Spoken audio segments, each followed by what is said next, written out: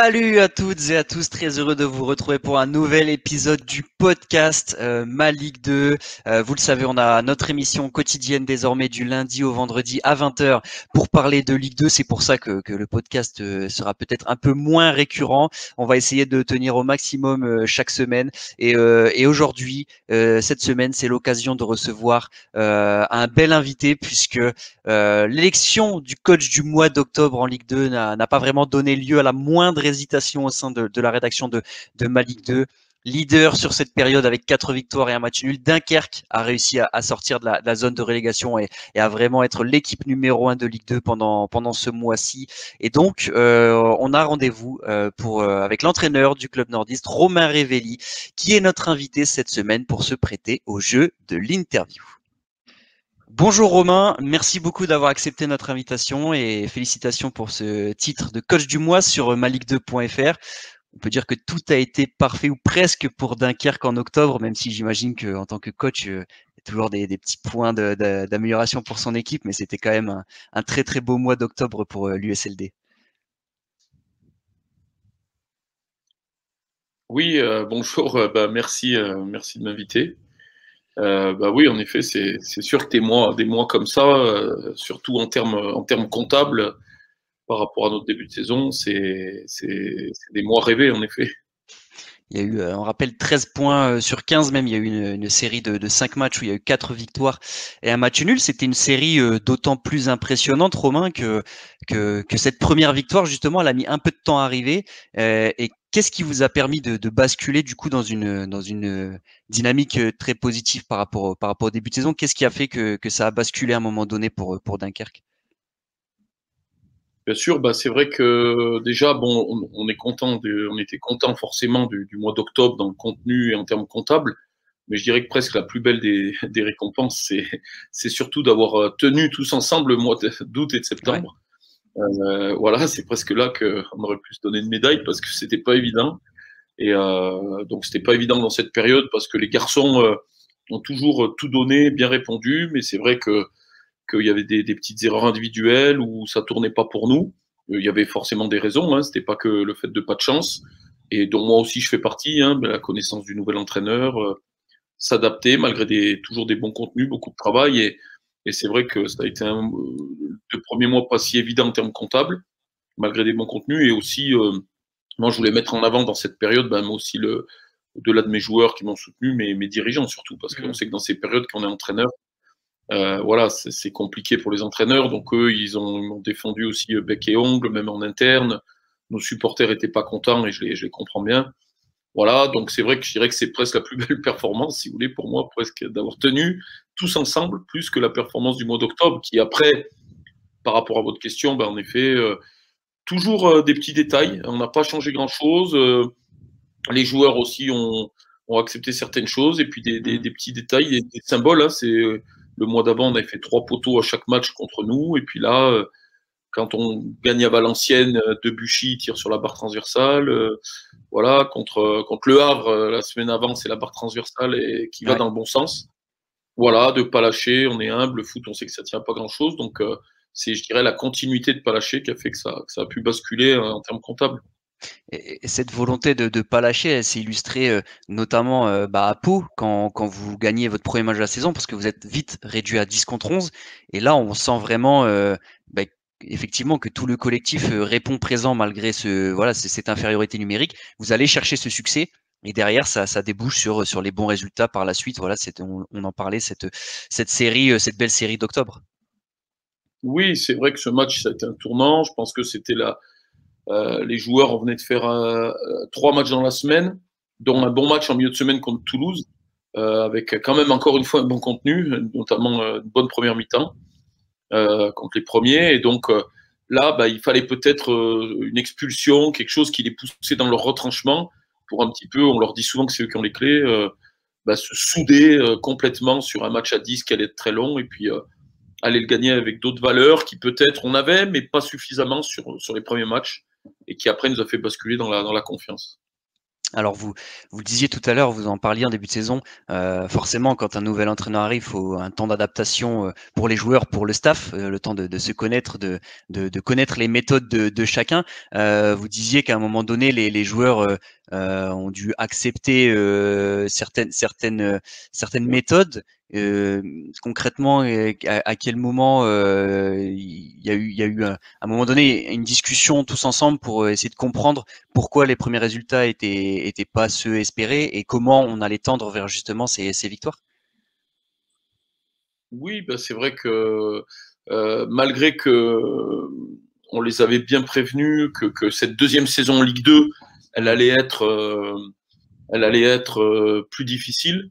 Je pense que malgré que c'est des bons garçons qui sont humbles, bah, inconsciemment, on a fait une très bonne préparation, une bonne campagne Ouais, de matchs amicaux, donc un premier mois idéal en préparation. Et puis on a eu une fin d'un coup, ça s'est tendu.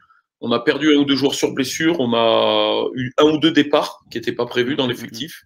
Et on a eu tout de suite un mois d'août qui s'est tendu avec un premier résultat moyen contre Quevilly, derrière des défaites, dont une contre New York qui nous fait très très mal, qui est le Ouais, tournant. Donc c'est vrai qu'à partir de là, ben, moi j'ai continué un peu dans mes méthodes. C'est vrai que je suis un entraîneur qui cherchait aussi, donc qui n'a pas hésité à faire des associations, à piquer des joueurs. Et donc, ça a été d'autant plus dur qu'on n'a pas gagné tout de suite. Donc, c'est vrai que les ouais, joueurs, bah, ils comprenaient pas tous. Donc, il a fallu beaucoup d'échanges, de discussions, et je le redis, beaucoup de soutien de mes dirigeants, qui ont été magnifiques, même auprès des joueurs, de joueurs parfois pas contents ou quoi, pour expliquer qu'en fait, bah, c'est eux qui avaient les clés, que sûrement eux aussi, dans leur début de saison, il manquait quelque chose. Et puis, je pense qu'après, après, c'est l'entraîneur qui a été mis un peu en difficulté avec les supporters, avec tout le monde. Donc, bon, comme ils voyaient qu'on travaillait bien sur le terrain, qu'ils avaient le respect de moi, je pense que ça les a aussi soudés un petit peu dans la difficulté pour m'aider. Et après, bah, ça a fait une belle équipe bien réunie, les dirigeants, le coach, les joueurs, on était tous ensemble, tout le monde se comprenait bien, tout le monde acceptait la concurrence. Et comme par hasard, il n'y a pas de hasard, je veux dire, on a gagné à Pau et là, ça nous a aidés, même si cette série de Pau, depuis Pau était magnifique. Elle est magnifique, mais malheureusement, bon, on avait pris un tel retard au départ qu'aujourd'hui, on voit que elle nous a pas donné de marge non plus. Voilà. ouais, au classement, c'est vrai que vous êtes sortis de cette zone de relégation, mais on voit que tout reste, très, très serré et en même temps, au-dessus comme en dessous, hein, ça peut aller très Oui, vite, dans les 2 sens. oui, oui, c'est ce qui, dans cette Ligue 2, c'est ce qui inquiète et ce qui rassure. C'est-à-dire qu'on peut être inquiet où on voit qu'il n'y a pas d'équipe qui va lâcher, parce qu'aujourd'hui, pour avoir joué Nancy, des équipes comme ça chez nous, qui nous avaient impressionnés dans ce qu'elles avaient fait ici, on avait fait un match nul à 11 contre 10 pendant une mi-temps pour nous. Donc ça, on voit pas d'équipe qui décroche. Et en même temps, bon, dans toutes les équipes qu'on a jouées, nous, comme les autres, tout le monde peut battre tout le monde. Et on voit que, mis à part 3-4 équipes devant, ou 5 équipes, bon, après, je dirais de la 6e, 7e place jusqu'en bas. Donc ça doit nous rassurer aussi, parce que tout le monde se sert en 3, 4, 5 points dans tous les sens. Donc voilà, ça montre le niveau du championnat. Et nous, c'est vrai que cette série nous a ramenés, heureusement, mais du fait du retard du début, il faut rester calme, parce que voilà, elle nous a pas donné de marge justement en termes de points. Ouais, puis quand on voit qu'effectivement c'est du Nancy, c'est du Amiens, on a du Valenciennes, on a du Dijon, pour l'instant qui sont derrière vous. Bah, ça place quand même le calibre, de la lutte pour le maintien. On voit que tout le Bien monde, sûr. peut être concerné quoi, quelle que soit le entre guillemets «l'histoire» ou du club ou la supposée force, sur le papier avant le début de saison. Bah, on voit que personne n'est épargné dès qu'il y a une petite baisse de régime, on peut vite, être tiré vers le bas, quoi. Bien sûr, complètement. Alors cette belle série, malheureusement, elle a pris fin ce week-end contre Grenoble à toute dernière minute quasiment avec ce but de Loïc Nestor. Là encore, vous avez longtemps joué en infériorité numérique, vous avez failli tenir le bon résultat, le bon match nul à Grenoble. Là, ça va être important de relancer tout de suite une spirale positive en Coupe de France. Ce week-end, c'est une autre compétition. C'est aussi peut-être l'occasion pour le coach de donner du temps de jeu à d'autres joueurs qui en ont un peu moins en championnat. Comment vous allez procéder pour cette Coupe de France qui arrive? Bah, c'est une bonne, vous avez raison, c'est une bonne remarque. Quand on perd à Grenoble ce week-end, c'est vrai qu'il y a le scénario, donc il y a une forme de déception pour les joueurs qui ont beaucoup donné pendant plus d'une mi-temps à 10, et je pense qu'on méritait mieux. Mais il y a aussi un petit peu, nous on est des gens comme ça, une remise en question. parce que on n'a pas su provoquer la chance et quand même il a manqué notamment en première mi-temps des choses pour plus inquiéter cette équipe. Donc j'étais quand même aussi un peu en colère du match parce que je pense qu'on doit faire mieux. Donc ça c'est mon rôle de se remettre en question. On l'a fait dès hier à la reprise de la semaine. Après, je dirais qu'il n'y a rien de mieux qu'une nouvelle compétition. On va avoir un match difficile face à une équipe de National 3 en région parisienne dont on sait la qualité. Il y aura du monde, donc ça nivelle les valeurs et on sait qu'on aura un match difficile. Et pour moi, il n'y a rien de mieux déjà que de vite casser, si vous voulez, la dynamique de cette défaite en essayant tout de suite de refaire, d'essayer de se qualifier. Ça nous mettrait dans les meilleures dispositions pour préparer le match d'Ajaccio, premièrement. Et puis deuxièmement, si vous voulez, c'est pas aussi simple que de dire je vais faire tout tourner ou pas tout tourner les joueurs. Mais oui, donner du temps de jeu à certains. Ça va être un petit peu au coup par coup, en fonction des postes, en fonction des fatigues, en fonction des joueurs qui ont besoin de temps de jeu, d'autres qui en ont trop. Et de ça, moi, c'est mon rôle dans la semaine de trouver une équipe cohérente, si vous voulez, qui tient la route dans ce qu'on va mettre sur le terrain. Et parce que nous, on n'envisage pas autre chose que d'essayer d'aller se qualifier. Et on sait que ça va être très difficile. Comme je vous dis, pour relancer la machine, bien se préparer avant Ajaccio, et puis parce que c'est une autre compétition aussi qui est différente, c'est des matchs secs, c'est une belle compétition. Moi, j'ai toujours pour objectif d'essayer, on peut pas mettre d'objectif sur la coupe, parce que ça en fonction des tirages, en fonction, notre priorité reste le maintien, mais j'ai toujours objectif d'essayer de jouer jusqu'à début janvier, parce que ça, déjà, c'est beau contre les équipes du foot amateur, ça fait des matchs, on joue toutes les semaines, il n'y a pas de trou, on n'est pas obligé de chercher des matchs amicaux. On a aussi un effectif en effet à gérer au niveau des temps de jeu. Donc voilà, nous, c'est vrai que ce match tombe très bien pour travailler. Surtout que vous faites bien de parler du calendrier parce que cette saison, les matchs sont assez rapprochés. Le 8e tour, ce sera dès la fin novembre et les 32e en décembre, mi-décembre, je crois. Donc effectivement, le but peut-être au moins d'essayer d'atteindre les 32e, c'est déjà d'avoir un match assuré chaque week-end et de ne pas avoir ces trous dans le championnat. Complètement, je dirais que c'est vraiment si vous jouez jusqu'au mois de décembre en 32e, c'est magnifique parce que vous allez jouer tout le temps jusqu'à Noël, donc c'est régulier. Si vous arrivez à vous qualifier pour le match de début janvier, c'est bien parce qu'au lieu de faire un match amical début janvier, vous faites un beau match de 16e de finale.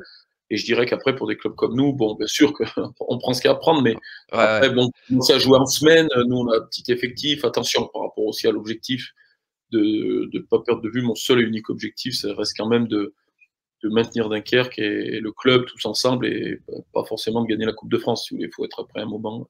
Mais pour le moment, voilà, on n'est pas dans ces dynamiques et c'est tout l'inverse même qu'on dit aux joueurs. Et puis, il y a le respect de nous-mêmes. On sait voilà, quand on est pro, on est humble, on sait que ça va être dur et en même temps, on veut tout faire pour essayer de montrer qu'on est des pros, justement. On n'aime pas perdre contre des clubs en dessous, dans notre orgueil. Donc, voilà. Mais on a conscience que là, on est tombé sur une bonne équipe et ça va être un gros match qu'on va jouer le samedi soir dans leur stade, il y aura du monde, donc ça va être un bon contexte. Alors, d'un point de vue plus personnel, vous affrontiez Dunkerque par le passé, par exemple, avec Cholet en national. Maintenant que vous êtes dans ce club depuis l'été dernier, est-ce que le club, la ville correspond à ce que vous pouviez imaginer de Dunkerque quand vous l'affrontiez et aujourd'hui vous êtes dans ce club, est-ce que cela correspond à vos attentes, à l'image que vous étiez fait de Dunkerque? Oui, je suis content qu'on parle de ce club aussi parce que à l'image si vous voulez, moi, je suis très content de votre récompense du mois d'octobre, c'est très très gentil, mais moi, je suis que le représentant de mes joueurs, on l'a fait collectivement et surtout ça fait parler de notre club. Au-delà de parler de moi, ce qui est le plus important, c'est de parler de ce club qui est donc, en effet, que j'ai joué en tant qu'adversaire, donc que je connaissais en tant qu'adversaire, quoi. Voilà.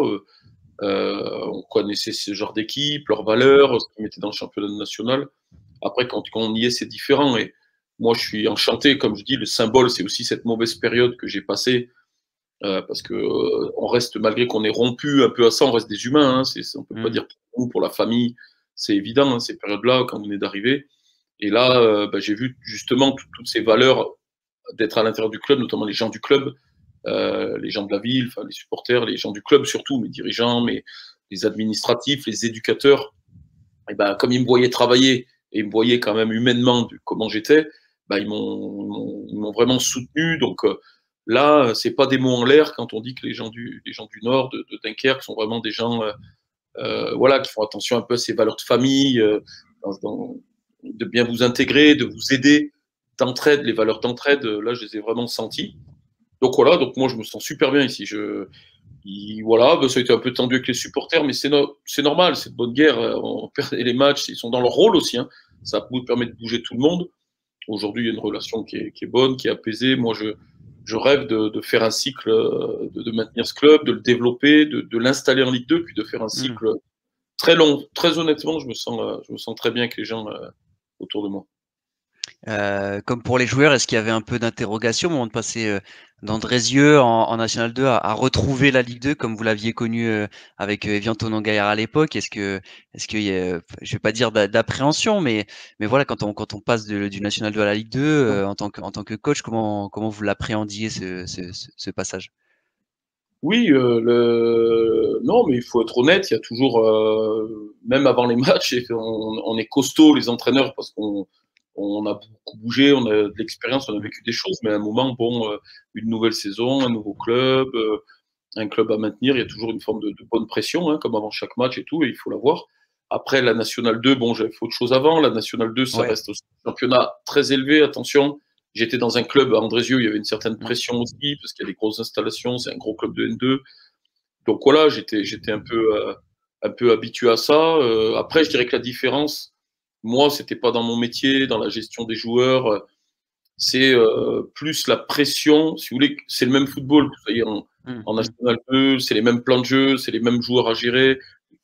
Il se passe les mêmes problèmes sur le terrain, dans le sens tactique des matchs, dans le management des joueurs, il se passe les mêmes problèmes en N2, en N1 ou en Ligue 2. La Ligue 1, c'est un peu différent. Mais c'est pareil. Après, ce qui change, si vous voulez, de revenir à Dunkerque, je le ressens, comme quand j'étais à Evian, à la différence d'Andrézieux ou de Cholet, c'est quand même que vous avez beaucoup plus une pression externe. Il y a un peu de partout. En N2, vous avez moins de supporters, vous avez un peu plus de temps. Et là, vous n'avez jamais de temps. Comme là, on a perdu ce week-end à Grenoble, tout de suite, on sait qu'il faut tout de suite casser cette dynamique, parce qu'on a vu comment ça se passait en début d'année, et puis c'est pour tous les clubs pareil. Donc il y a une pression qui vient de toutes parts, que j'avais pas perdu Andrézieux, mais un petit peu qu'il faut se remettre dedans. Comme on dit souvent, c'est une machine à laver qui, en National 2, elle tourne à 3000 tours minute, et vous revenez en Ligue 2, elle tourne à 10 000 tours minute, quoi. La pression vient de toutes parts, en interne, en externe, il faut gérer, il faut prendre des points. Donc c'était un peu, en effet, se remettre là-dedans, où il peut y avoir une forme un petit peu, voilà, pas de pression, mais d'appréhension. Mais bon, moi, je connais mon caractère. C'est ma vie, tout ça, si vous voulez. C'est ce qui nous fait aussi, à l'inverse, vibrer, quoi. Donc c'était reparti, voilà. Alors aussi, donc vous êtes passé par, on le disait, par Evian Tonon-Gaillard, par Andrézieux dernièrement, par Cholet en National 1, et pour ceux qui connaissent pas encore forcément tout votre parcours, vous avez aussi débuté comme adjoint de Christophe Galtier pendant plusieurs saisons à Saint-Étienne. C'est un entraîneur, j'imagine, qui a dû particulièrement vous inspirer votre manière de coacher peut-être aujourd'hui. Voilà, qu'est-ce que Christophe Galtier a pu vous transmettre lors de votre passage chez les Verts? Oui, énormément. Bah, déjà, je remercie parce c'est lui qui m'a donné ma chance au haut niveau, parce que j'étais un formateur du club, il m'a fait monter, donc bah, ça a été magnifique. J'ai fait 5 saisons avec lui, plus de 200 matchs en tant qu'adjoint numéro 1 avec lui dans toutes les compétitions, tous les matchs, dans des différents pays. Donc voilà, moi je lui ai apporté, lui m'a apporté. C'est sûr que lui, ce qu'il m'a apporté, c'est vraiment l'exigence, si vous voulez, du haut niveau au quotidien, l'exigence dans les détails. La moindre chose qui vous paraît anodine, par exemple la gestion avec un joueur, vous prenez pas le temps de parler à un joueur, vous pensez que c'est pas si grave que ça, puis une semaine après, c'est un feu qui vous explose à la figure. Faire attention à tout, un coup de pied arrêté que vous négligez. Lui, c'est quelqu'un de très exigeant déjà, pour lui et les gens autour de lui. Donc il n'y a pas de demi-mesure avec des gens comme ça. On travaille, c'est un investissement total. C'est un sacrifice, si vous voulez, après pour la vie à côté. Mais comme vous êtes passionné, vous le faites agréablement. Donc il y a eu ça, et puis il y a eu l'aspect, ses relations aux gens. Moi, j'étais un formateur, j'étais un peu plus directif, donc il m'a beaucoup appris dans le management, dans l'aspect des moments de savoir un petit peu avaler des couleurs, de se calmer. Des fois, il y a le feu avec un joueur, puis on veut trop vite tout régler, vite lui parler, vite s'expliquer. Puis des fois, vous savez, c'est de laisser passer un peu de temps. 2 jours après, c'est apaisé, c'est plus calme. Voilà, donc beaucoup de petits outils pédagogiques comme ça, mais qui m'a appris, si vous voulez, sans m'en parler, au quotidien, de le voir fonctionner. Je crois que c'est vraiment l'exigence de tous les détails ne serait-ce même préparer un déplacement, savoir si on part en bus, en avion, tout quoi. Tout est analysé. Et pareil sur le terrain. Et puis le côté de relations humaines avec les gens auxquels peut-être j'attachais moins d'importance parce que quand j'étais en formation, ça restait des jeunes joueurs. Et Mmh. là, vous avez affaire à des Mmh. familles, des joueurs qui sont bourlingués, qui connaissent les codes. Voilà, vous leur la faites pas, quoi. Donc il faut savoir être authentique aussi, tout en les manageant, mais garder de l'authenticité, pas les perdre. Alors vous savez qu'il y aura des tonnes de conflits dans la saison avec vos joueurs, Bien comme sûr. tous mes collègues de Ligue 2. Il y a toujours des conflits toutes les semaines. C'est obligé. Il n'y a pas une semaine. Donc, mais il faut quand même qu'à la fin de l'année, le joueur, malgré que par moments vous avez été dur avec lui, il y a une forme un peu d'authenticité, qui sait quand même que son coach, voilà, quand même, il a une bonne mentalité, il lui fait confiance. Et c'est tout ça qui m'a enrichi à ses côtés. Et pour revenir, voilà, maintenant, vous êtes vraiment à la tête de ce club à Dunkerque. Et pour revenir sur l'aspect plus tactique de l'USLD, on a vu en début de saison, c'était plutôt un système avec 3 défenseurs centraux. Là, depuis quelques semaines, on voit plutôt un système avec 4 défenseurs. Qu'est-ce qui peut orienter votre choix sur les tactiques? Est-ce qu'on s'adapte un peu à l'adversaire en fonction de la confrontation, ou est-ce qu'au contraire, c'était le temps de bien connaître son effectif et voilà, de voir d'analyser bien ses forces et faiblesses et de s'adapter à ça? Non, je pense que c'était le temps aussi de bien connaître son effectif, c'est-à-dire on avait vraiment ciblé un effectif pour jouer comme on l'a fait en début d'année. C'est vrai que les départs d'Aruna et Mmh. d'Ibra ont aussi un peu changé la donne. Donc, on a voulu continuer un petit peu comme ça. Et au final, en faisant des très bons contenus, c'était peut-être compliqué de jouer dans ce système. Donc, on s'est rassuré un moment, parce qu'il faut prendre des points aussi avec un système à 4, même en cours de match par moment, sur des matchs où je pense à des matchs contre Bastia, où Ouais. le match était un peu fermé. Puis c'est de changer un moment aussi qui a fait qu'on l'a gagné. Voilà, donc on a su quand même gagner à 3 derrière, comme à Valenciennes, ou enfin 3 ou à 5. Voilà, donc ça, je pense que tout doucement, il faut accepter aussi que malgré tous les principes de jeu, tout ce que vous analysez, il faut des fois un trimestre comme ça pour bien connaître ces joueurs. Vous avez des bons milieux de terrain, mais ils sont tous différents finalement. Il y en a Mmh. qui préfèrent jouer à 2 récupérateurs, il y en a d'autres qui préfèrent être seuls, d'autres qui préfèrent se tourner comme ci, comme ça. Et à un moment de tout ça, ben on a bien identifié nos principes de jeu qui sont quand même les mêmes. Quand on joue à 4 ou à 3, c'est vrai qu'on essaie toujours d'avoir une équipe, ce qui a été un petit peu moins le cas d'ailleurs, c'est pour ça qu'on l'a perdu aussi à Grenoble, qui avance énormément sur le porteur de balle, même quand on est bas, on est obligé, nous, avec nos qualités, de faire déjouer l'adversaire. Donc on a ce principe de chasser beaucoup, et puis d'essayer d'avoir un jeu assez direct quand même, je l'avoue, vers l'avant. Pas forcément par du jeu long, mais par du jeu direct. On Mmh. a aussi un joueur comme Malik Choukoun, très important dans notre jeu, qui est un point de fixation, un point d'appui à partir de là. Voilà, donc quand on joue à 3 ou 4, on essaie de garder ses principes. Mais bon, aujourd'hui, je peux pas vous dire très honnêtement, très sincèrement, si on va être plus à 3 qu'à 4, si vous Ouais. voulez. On n'en est pas au point de condamner tel ou tel système. Mmh. Voilà. Vous parliez de Malik Chokounté, ça fait partie des valeurs sûres de Ligue 2. On connaît Malik depuis de plusieurs saisons, et on connaît ses qualités. Moi, c'est alors sans mettre trop la lumière sur un joueur en particulier, mais pour moi, la belle révélation aussi cette saison, ça peut être un Bilal Brahimi qu'on découvre vraiment cette saison, et je trouve qu'il y a d'énormes qualités. Est-ce que vous pouvez nous en dire 2 mots sur voilà, sur Bilal Brahimi qui s'impose petit à petit dans cette équipe, et dont on voit un très bon potentiel? Bien sûr, bah, c'est un garçon qui a beaucoup de qualités parce que il a beaucoup de points forts. C'est un garçon qui prend beaucoup d'informations avant de recevoir le ballon, donc il arrive par des contrôles déjà à presque éliminer, bien se tourner, sortir un petit peu des duels parce qu'il manque un peu de puissance. Et ensuite, il a une bonne qualité de pied, c'est un vrai bon joueur de foot. Et puis bon, ça c'est déjà un gros point fort. Et le deuxième, c'est sa capacité à énormément courir, beaucoup répéter les Mmh. efforts. Voilà, et puis comme il a en dernier point, son dernier point fort, un bon sens tactique, c'est-à-dire que lui, il n'a pas de vitesse, mais il est capable de prendre la profondeur parce qu'il Mmh. sent quand le ballon va y aller. Donc il a un sens tactique. Donc allier ça au fait que c'est un garçon très humble qui aujourd'hui n'a pas changé. Il faut savoir que c'est un garçon qui est arrivé chez nous plus pour Ouais. l'équipe réserve au Mmh. départ, avec un statut amateur. Donc voilà, il n'a pas changé si vous voulez. Donc pour le moment, tant qu'il y a tout ça, bah, c'est vrai que ça peut être bien. Après, on sait que les jeunes, attention, une année c'est longue.